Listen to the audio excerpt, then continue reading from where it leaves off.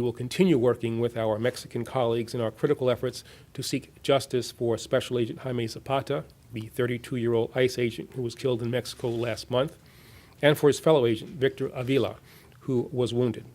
We will also continue to seek justice for the death of Customs and Border Patrol agent Brian Terry, who was killed in December during a gunfight in southern Arizona. I've asked our Inspector General's office to look into that matter. The aim of the ATF is to try to stop the flow of guns. I think they do a good job in that regard. Questions have been raised by ATF agents about the way in which some of these operations have been conducted. I think those questions have to be taken seriously, and on that basis I've asked the Inspector General to look at it. One has to understand that there's a difference between the investigations, and using the examples that you have you supplied.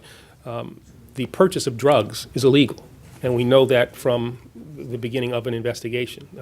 The use of or transmission of a bomb is something that we know is illegal. You can purchase weapons legally. They can be transferred legally.